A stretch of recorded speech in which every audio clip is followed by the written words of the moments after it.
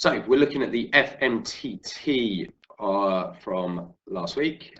So this first question, A is inversely proportional to the square of B. So that means that we could say A is proportional to 1 over B squared, which means we can form the formula A equals K over B squared. Substituting the values in, that means 5 is equal to K over 2 squared. So 5 is equal to K over 4, therefore 20 equals K. We can then restate the formula. So we've got A is equal to 20 over B squared.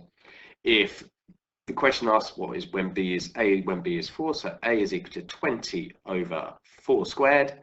So that's 20 over 16. That would be fine as an answer. To simplify it, we might write it as 5 over 4 or 1 1/4, and 1.25 would also be acceptable as an answer for that question. For question 2, C equals 4.2, B equals 0.82. To 2 decimal places, what is the greatest possible value of C squared D multiplied by D to the power of -1? Well, to start with, we will rewrite that C squared times 1 over D, or C squared over D. Remember, D to the power of -1 is the same as 1 divided by D. If we want the greatest possible value, we need the upper bound for C, and we want to minimize what we're dividing bounds by, so we want the lower bound for D. The upper bound for C, well, it's 4.2 to 1 decimal place, so that's 4.25. The lower bound for D, well, that's 2 decimal places, so that's 0.815. So the greatest possible value for this, I want to do 4.25 squared divided by 0.815.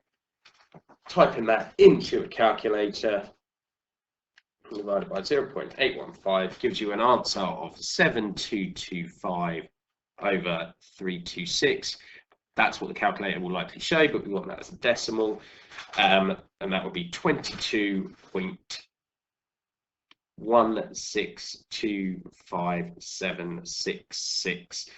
A lot more digits after that I would accept here. Didn't give a degree of accuracy, I would accept 22.16 is your answer to 2 decimal places. For question 3, using the iteration formula 3 times, starting with x0 equals 0, so x1 will equal to 3/4 subtract 0 over 2, so x1 is just going to be 3/4.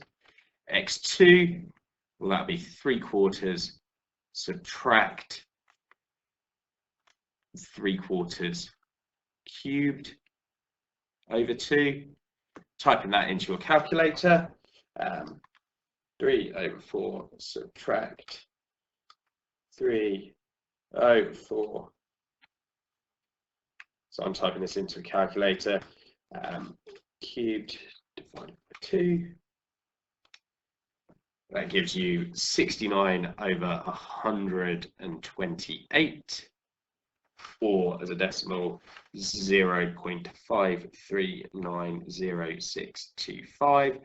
So x3, third time, well, that'll be 3/4 subtract 69 over 128 cubed all over 2.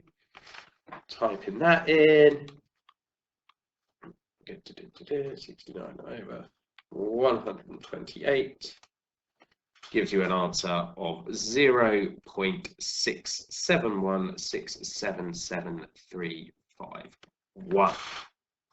They are your solutions.